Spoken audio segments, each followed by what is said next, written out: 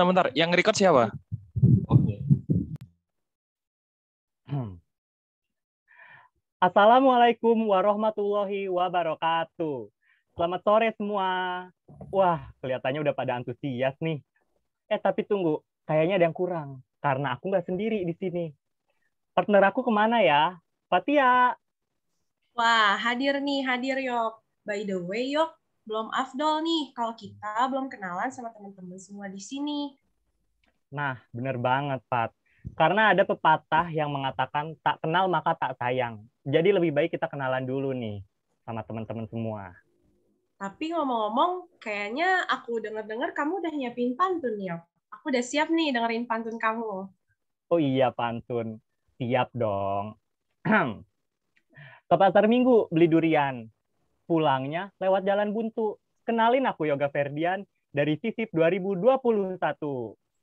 Wah, keren banget nih pantunnya. Tapi aku nggak mau kalah nih sama kamu. Aku juga punya pantun. Gantian ya, sekarang aku nih. Oke. Jalan-jalan beli buah pepaya, pulangnya ke Sandung Batu. Kenalin aku Fatia dari FCUP 2021. Mantep. Tapi kok kita janjian nih sama-sama beli buah? Nah iya ya, ngapa bisa samaan gitu ya beli buah.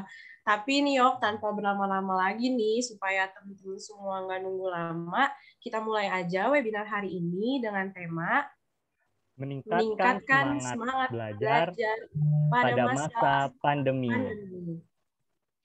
Nah, materi kali ini disampaikan langsung sama pemateri kita yang keren-keren banget nih, Fat.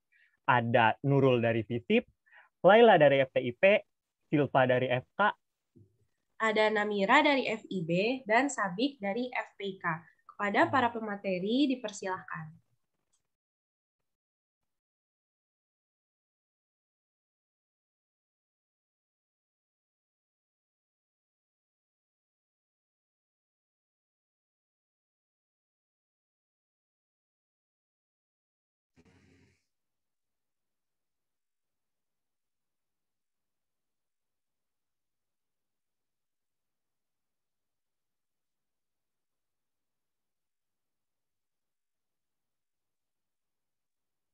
Nah, teman-teman, webinar kali ini kita mengangkat tema yaitu meningkatkan semangat belajar pada masa pandemi.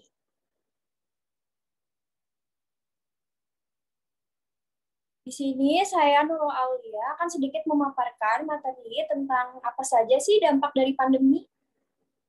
Oke, teman-teman, seperti yang kita ketahui, pada awal tahun 2020, dunia sedang dilanda dengan virus corona atau yang disebut dengan COVID-19. Bahkan negara kita sendiri, yaitu Indonesia, kita dilanda dengan virus corona atau COVID-19. Penyebaran virus corona atau COVID-19 ini sangatlah luas, sehingga Organisasi Kesehatan Indonesia atau WHO menetapkan virus corona atau COVID-19 sebagai pandemi pada tahun 2020 11 Maret. Beberapa pemerintah menetapkan kebijakan seperti PPKM, lockdown, social distancing, dan sebagainya. Bahkan negara kita tersendiri, yaitu Indonesia, menetapkan kebijakan PPKM atau singkatan dari pembatasan sosial berskala besar. Dampak dari kebijakan yang ditetapkan oleh pemerintah berpengaruh berbagai aspek di bidang kehidupan seperti sosial, ekonomi, budaya, dan pendidikan. Itu saja yang bisa saya sampaikan. Selanjutnya akan dijelaskan oleh pemateri berikutnya.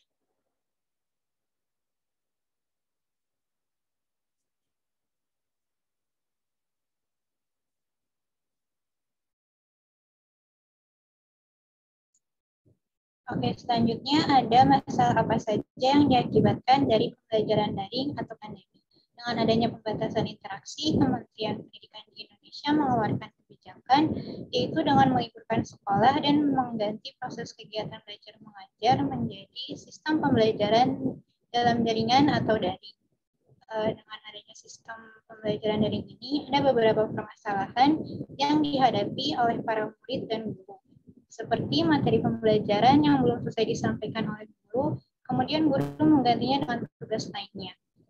Hal ini menjadi keluhan bagi para siswa karena tugas yang diberikan menjadi bertambah.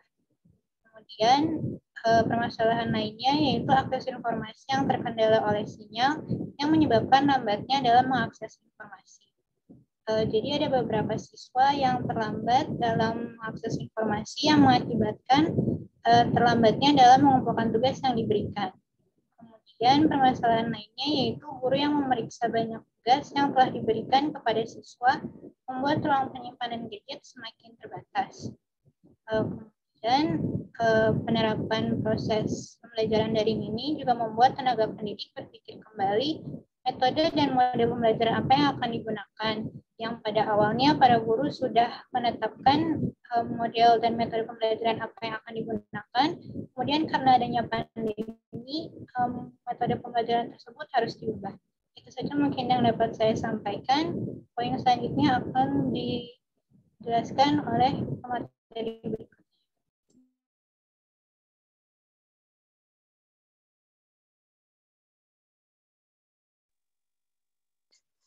Nah, dengan berbagai masalah yang muncul akibat dari pembelajaran daring, harus diadakan upaya atau cara mengatasinya. Yang pertama ada upaya dari pemerintah. Saat ini sangat diperlukan media sosial. Pemerintah seperti TVRI bergeser fungsi dari hiburan menjadi ruang pembelajaran secara nasional dan TV swasta. Bisa dimanfaatkan agar anak didik mampu mendapatkan ilmu yang banyak dengan kualitas yang sama di kota maupun di desa. Generasi milenial sekarang mungkin sudah lebih aman belajar di rumah daripada repot dengan segudang peraturan jika keluar rumah. Oleh karena itu, pemerintah segera bertindak memberikan kelonggaran untuk memberikan pulsa murah untuk belajar. Agar mereka bisa online setiap saat, ini juga sekaligus mengurangi beban orang tua. Karena kaum milenial, pulsa atau paket lebih penting daripada makan atau jajan lainnya. Yang kedua ada pendidik, dosen, atau akademis. Sebagai seorang pendidik harus terus bertanggung jawab untuk mengembangkan tridharma perguruan tinggi, agar tercapainya targetnya untuk menyampaikan tugas pengajaran, di mana mata kuliah harus selesai dilaksanakan sesuai waktu yang sudah ditentukan. Dengan berbagai cara bisa dilakukan menyampaikan materi secara online, dan pertanyaan dan kuis yang diberikan dan dibicarakan dalam forum diskusi. Begitu juga dengan penelitian yang akan dilakukan untuk mencari solusi masalah yang dihadapi oleh masyarakat seperti masa pandemi COVID, agar masyarakat merasakan hasil dari penelitian yang dilakukan oleh pihak akademis, sampai benar-benar dirasakan masyarakat manfaat dari solusi yang disampaikan oleh pihak akademis. Pengabdian kepada masyarakat juga seharusnya bisa dilaksanakan, walaupun masa pembatasan sosial berskala besar ini, dengan menerapkan social distancing dan physical distancing. Mungkin tidak maksimal yang dicapai, tapi minimal sudah ikut serta mengurangi beban masyarakat agar mereka bangun dari keterpurukan ini. Lalu yang ketiga, orang tua. Orang tua harus mampu bertransportasi dan beradaptasi terlebih dahulu, sehingga orang tua mampu menjadi pembimbing atau mentor perubahan bagi anak-anaknya di rumah. Di masa pandemi ini menjadi sebuah peluang untuk menyadarkan setiap orang tua bahwa beban pendidikan anak tidak hanya diserahkan pada guru atau dosen semata. Pembelajaran sesungguhnya merupakan proses pengubahan sikap dan perilaku seseorang melalui upaya pengajaran dan pelatihan. Orang tua yang menjadi mentor dan pendamping di rumahnya merupakan role model perubahan sikap bagi siswa dalam berperilaku dan menghadapi permasalahan saat ini. Orang tua harus mampu belajar kembali bersama anak-anak di rumah, sekaligus menanamkan pola berpikir yang positif sehingga menghadapi pandemi ini sebagai sebuah pola hidup yang baru harus dibiasakan untuk dijalani karena menjadi new normal walaupun dengan protokol yang ketat. Sekian penyampaian materi dari saya. Untuk selanjutnya akan dibawakan oleh Sabik. Terima kasih. Terima kasih untuk Saudari Silva. Seperti yang telah dipaparkan oleh pemateri sebelumnya, COVID-19 ini menyebabkan berbagai macam berbagai macam dampak di aspek kehidupan. Nah, salah satunya ini di aspek pembelajaran. Nah, dengan adanya COVID ini, kita tuh jadi memberlakukan sistem pembelajaran tuh daring. Nah, apa aja sih hikmah yang bisa kita ambil? Yang pertama tuh, siswa maupun guru dapat menguasai teknologi. Nah, untuk menjunjung pembelajaran secara online ini, di era disrupsi teknologi yang semakin canggih ini, guru maupun siswa dituntut agar memiliki kemampuan dalam bidang teknologi pembelajaran. Nah, penguasaan siswa maupun guru terhadap teknologi pembelajaran yang sangat bervariasi menjadi tantangan tersendiri bagi mereka dengan adanya kebijakan WFH. Untuk hikmah yang kedua, mampu memaksa dan mempercepat mereka untuk menguasai teknologi pembelajaran secara digital sebagai suatu kebutuhan bagi mereka.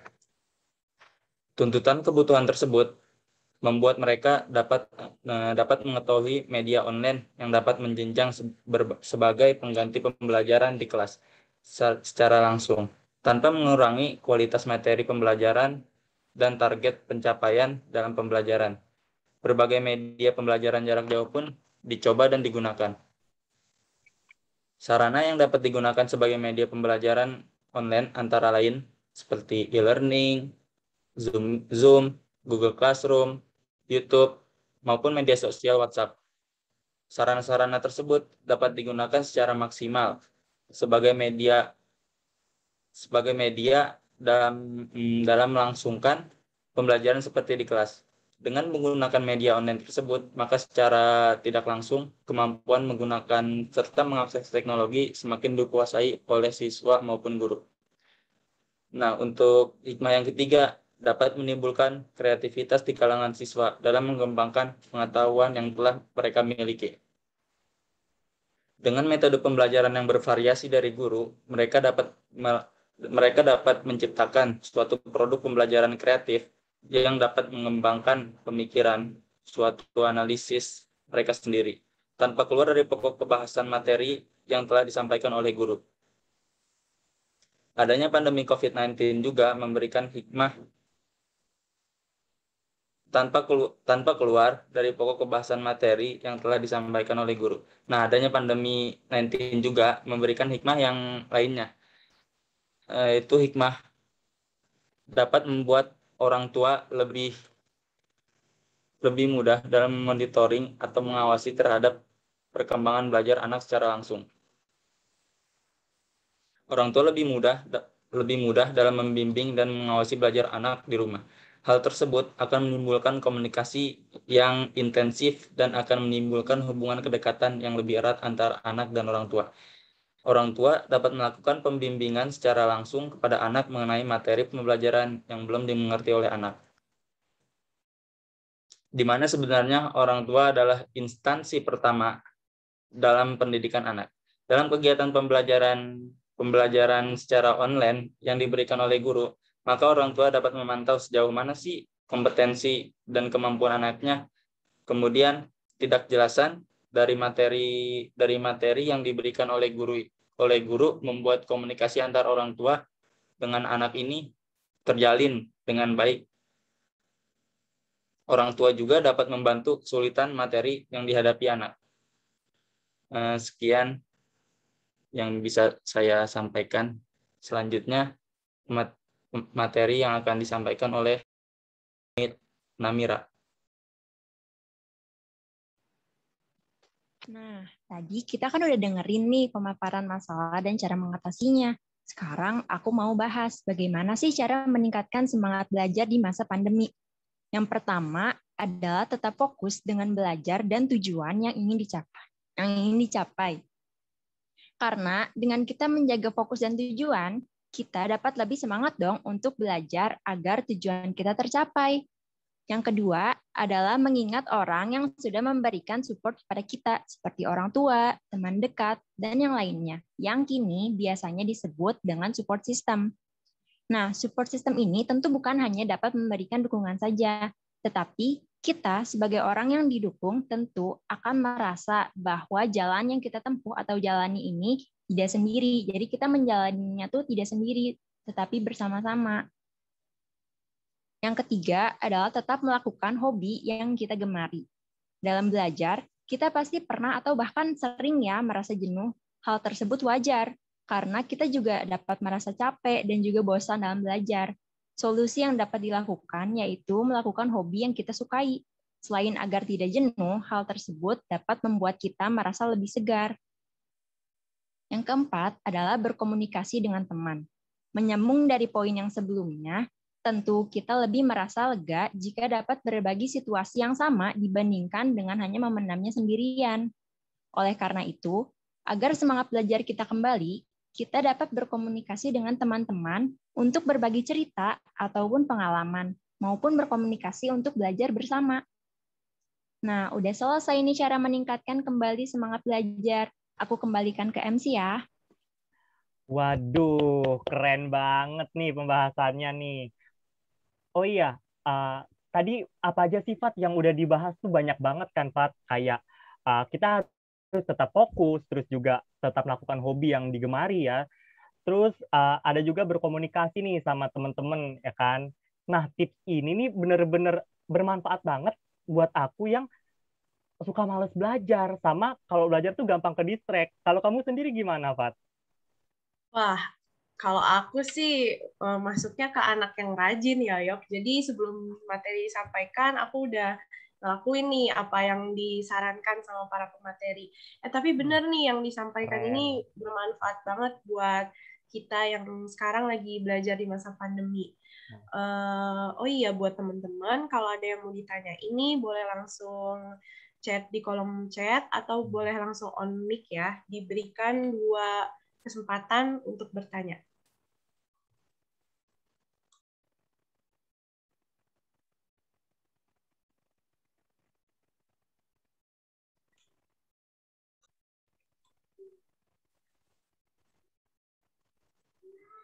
Wah, ada dari teman kita nih, Davina nih. Boleh langsung on mic, Davina, mau nanya apa? Saya izin bertanya, ada nggak kira-kira dari kelompok 2 ini tips dan tipsnya supaya kita tetap fokus belajar, tapi kita tetap menjalankan hobi yang kita inginkan, gitu, yang sering kita lakukan.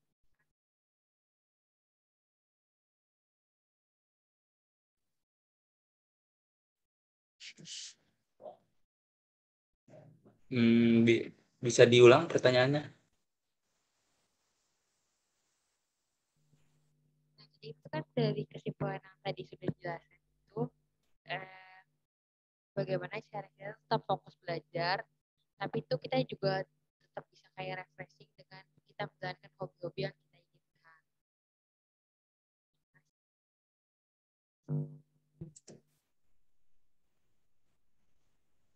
Kalau dari saya pribadi sih, tips and triknya, kalau saya dengan menjadwalkannya. Nah, dengan menjadwalkannya ini kita bisa tahu nih, misal jam 1 ada acara ini, jam 3 ada acara ini. Jadi kita bisa memanajemen waktu dan mempersiapkannya. Nah, Mungkin kalau dari yang lain. Tips and trick dari aku ya, kalian tuh sesuaiin gitu ya tempat belajar yang benar-benar enak buat kalian, kayak meja, depan laptop, kursi, tempat duduk. Itu tuh kita benar-benar nyamanin banget tempat belajar kita ya supaya kita tetap fokus kan. Nah, yang kedua, kita harus bisa atur waktu. Kenapa? Karena atur waktu itu termasuk disiplin ya, bagus banget buat kita. Nah, kalau kita udah bisa ngatur waktu, kita bakal enak nih buat kalau nyantai-nyantai dan ngelakuin hobi kita. Kayak aku nih, aku suka main game nih, tapi aku tetap harus fokus belajar gitu. Nah, karena aku kadang suka belajarnya itu bosen gitu. Nah, kita sisipkan waktu buat jalanin hobi kita gitu. Jadi 50-50 antara belajar sama kita ngatur waktu buat hobi juga. Itu sih tips dari aku. Nah, iya nih aku izin menambahkan. Ini dari pengalaman aku ya. Kita bisa menulis plan, to-do list gitu. Jadi jadwal yang udah di planning itu tertata dengan rapi gitu, gak bakal keteteran. Jadi kita dapat melakukan setelah belajar dapat melakukan hobi yang kita sukai. Jadi gak akan ada yang namanya keteteran. Mungkin seperti itu. Gimana, Davina, jawabannya? Ya cukup, terima kasih. Terima kasih udah jawab materi. Oke deh, kita masih ngasih satu kesempatan nih buat penanya. Ada nggak nih teman-teman yang mau bertanya lagi? Boleh nih langsung raise hand. Oke, Erin. Boleh, Erin? Iya, Assalamualaikum warahmatullahi wabarakatuh. Izin bertanya, kan di bagian yang bagaimana cara mengatasi semangat belajar pada daring kan ada peran orang tua ya.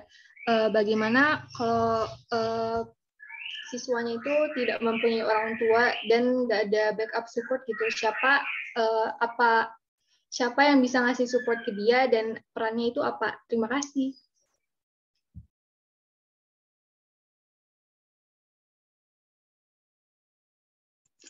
Oke, di sini aku ingin mencoba menjawab ya. Jika ada seorang yang tidak mempunyai orang tua atau mohon maaf ya yatim piatu gitu, kita sendiri bisa mempercayai orang lain seperti mempunyai teman gitu yang menjadi support system bagi kita. Mungkin seperti itu. Yang lain bisa menambahkan? Aku mau nambahin ya. Jadi support system di sini tuh bukan hanya orang tua, teman, tapi bisa dari saudara, bisa dari misalkan paman atau guru bahkan gitu. Jadi kita itu tidak hanya berpatok pada orang tua atau teman saja, tapi bahkan mungkin diri kita sendiri bisa mensupport kita sendiri gitu. Ya gitu.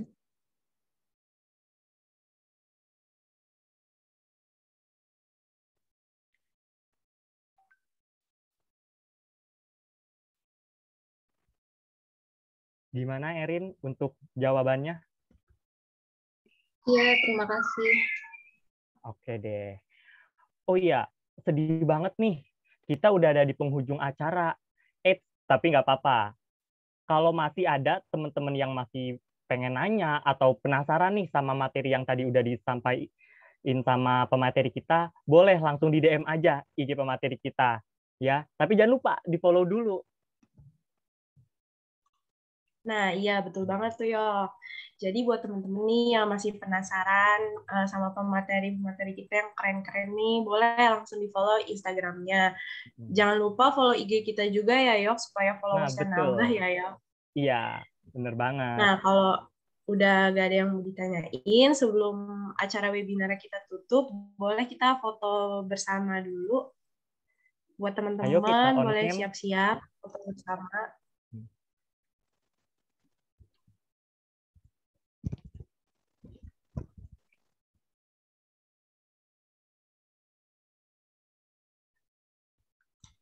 Udah siap ya?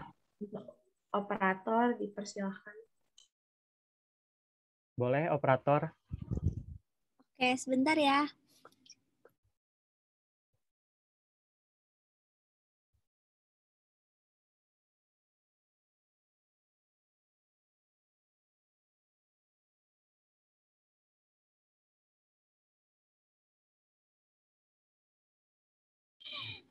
Udah aku foto ya. Oke deh. Nah, iya. Kalau gitu, kita tutup aja webinar hari ini. Saya Yoga Ferdian. Saya Fatia. Kami pamit undur diri. Wassalamualaikum warahmatullahi wabarakatuh.